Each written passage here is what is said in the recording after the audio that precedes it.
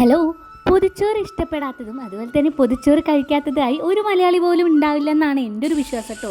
എനിക്കും ഭയങ്കര ഇഷ്ടമാണ് കേട്ടോ പൊതിച്ചോറ്. രാവിലെ ആയപ്പോൾ ഒരു ആഗ്രഹം പൊതിച്ചോറ് കഴിക്കാൻ വേണ്ടി രാവിലെ തന്നെ കടയിൽ പോയി ഇതിനാവശ്യമായിട്ടുള്ള സാധനങ്ങളെല്ലാം വാങ്ങിയെന്നു കേട്ടോ. പിന്നെ ഞാൻ എൻ്റെ പരിപാടികളെല്ലാം തുടങ്ങിയിട്ടോ. ചോറിലേക്ക് ആവശ്യമായിട്ടുള്ള എല്ലാ കറികളും ഞാൻ ഉണ്ടാക്കിയിട്ടോ. കറികളെല്ലാം ഉണ്ടാക്കി കഴിഞ്ഞാൽ പിന്നെ നമ്മുടെ അടുത്ത പരിപാടി എന്താണെന്ന് വെച്ചാൽ പൊതിച്ചോറ് അങ്ങോട്ട് റെഡിയാക്കുക എന്നുള്ളതാണല്ലോ.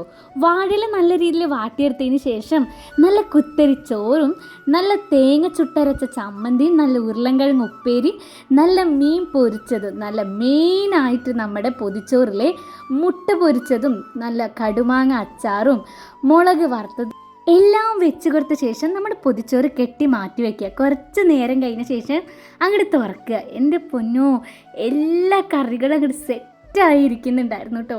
കാണുമ്പോൾ തന്നെ കഴിക്കാൻ വേണ്ടി കൊതിയായിരിക്കായിരുന്നു കേട്ടോ.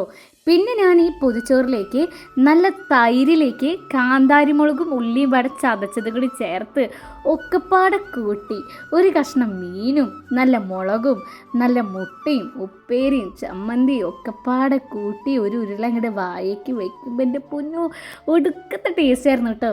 ഭയങ്കര വിശപ്പായതുകൊണ്ട് തന്നെ നല്ല ടേസ്റ്റും ഉണ്ടായിരുന്നു കേട്ടോ. ഞങ്ങളെല്ലാവരും പാടെ നല്ല അടിപൊളിയായിരുന്നു കഴിച്ചു.